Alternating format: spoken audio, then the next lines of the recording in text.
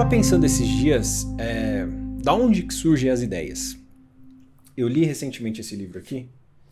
Na verdade, recentemente não, já tenho acho que um pouco mais de um ano. Mas eu já tinha ouvido falar muito sobre ele. O Hobby como um Artista, do Austin Kleon, ele fala muito sobre um conceito de transformação, que é um conceito que eu já tinha visto num documentário. Inclusive eu fiz um vídeo falando sobre esse documentário há muitos anos atrás, chamado Everything's a Remix, que é documentarista que ele foi atrás de materiais musicais, como eles eram criados antigamente, e como depois da época do remix, né, a gente começou a ter várias criações baseadas em um único ponto. Então você tinha músicas que derivações dessas músicas explodiam até mais do que a música original. E aí a ideia dele é como a gente geralmente chega nas novas ideias, né? Como a gente vive numa sociedade em que a quantidade de informação ela é praticamente ilimitada, você consegue ter acesso a tudo hoje em dia, as pessoas começam a ter esse banco, esse registro em algum lugar na cabeça de coisas que elas já viram, e elas começam a fazer um remix daquilo com um insight ou outro que ela acaba tendo ao longo do dia, e aí ela surge com essa nova ideia.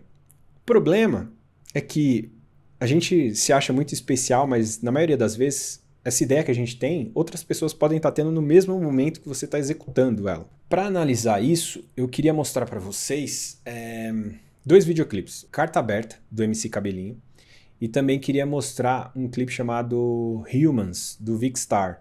E quem dirigiu, obviamente, é um diretor inglês, e quem dirigiu o clipe do Cabelinho é um diretor aqui do Rio chamado Rafael Carmo. O Rafael, ele faz trabalhos incríveis. Sem sombra de dúvidas, é um dos caras que eu venho mais acompanhando. Quando eu sei que o clipe é dele, eu já consigo... Esse último clipe que ele fez do Teto, Zoom Zoom Zoom, eu consegui, no meio do clipe, já decifrar que era dele, porque ele tem um aspecto diferente de fazer, com texturas, e principalmente com uma técnica de mergulhar a câmera em uma cena com um enquadramento mais aberto.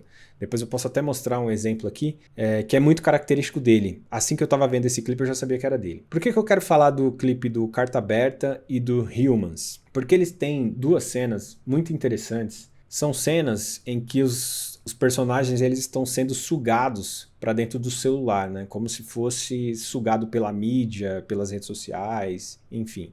Humans também tem essa mesma ideia, né? Tem um momento que tem uma família na mesa, tá todo mundo preso a uma tela, enfim. Fala sobre outro conceito, né? A música, mas também essa ligação, né, da tecnologia e tudo mais, e como a gente está sendo sugado por ela. Curioso que, assim, visualmente as cenas são muito parecidas, né? Mas o que é mais curioso ainda é que o clipe do Cabelinho saiu no dia 27 de novembro de 2023 e o clipe Human saiu no dia 1 de dezembro de 2023. Eu tô falando aí de uma diferença de 4 dias.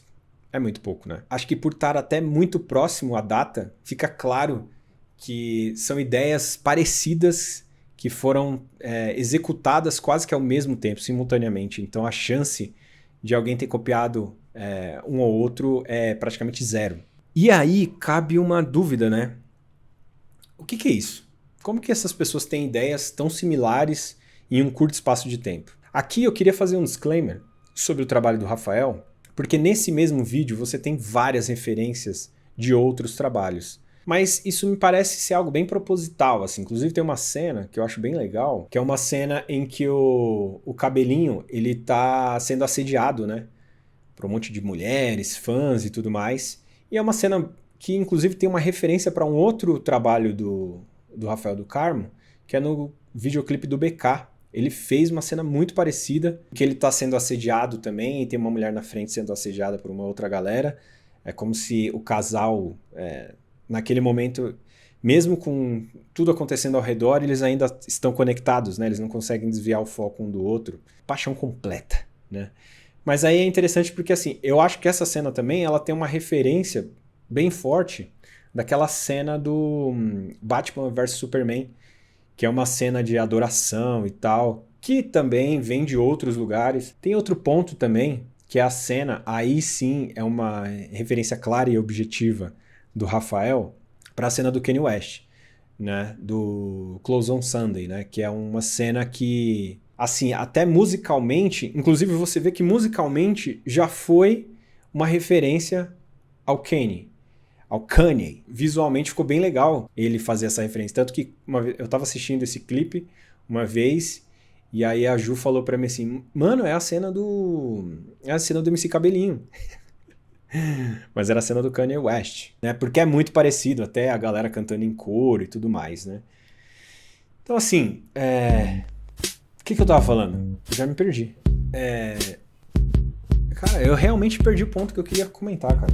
Ah, tá, lembrei. Deixa eu mostrar aqui pra vocês. Muito antes desse clipe, a gente já tem referências na cultura pop, inclusive em banco de imagens. Se você procurar, você vai ver cenas do celular sugando o rosto da pessoa. Já tem charge sobre isso, tem bastante material. Então é algo que você encontra em texto, você encontra em outras referências. Inclusive, eu achei aqui, eu nem lembrava mais disso, mas aquele documentário, né, O Dilema das Redes Sociais, que tem no Netflix, usou bastante esse referencial na campanha, né? Então, assim, às vezes a gente tem uma ideia, não sabe nem de onde ela vem. Então, esse mapa mental de como voltar para onde as ideias são construídas, eu acho muito interessante. Nem todo mundo faz, mas é legal para a gente entender que nem sempre é plágio, tá ligado? E é uma coisa difícil de defender, né? Inclusive, vou mostrar para vocês aqui também alguns clipes que eu já fiz, que eu usei um referencial, mas assim, referencial pequeno, tá? Também não é, meu Deus, que referência brutal. Mas eu usei uma referência de um carro. A primeira vez que eu fiz um clipe assim,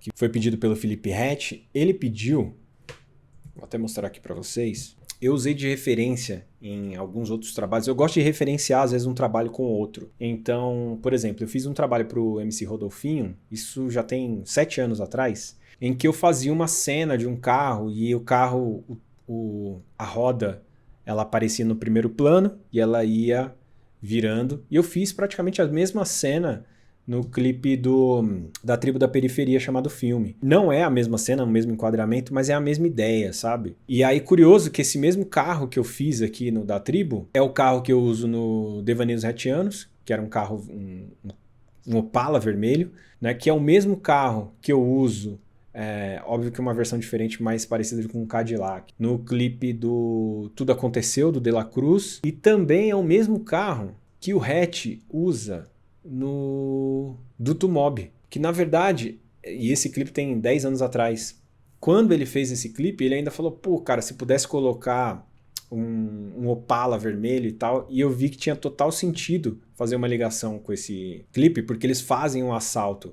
E a continuação desse assalto, né, de cenas desse assalto, é no Devaneios Retianos. Pouquíssima gente pegou isso. Tô aqui falando pra vocês agora. Bom, é isso. Demorou? Acho que deu pra entender, né?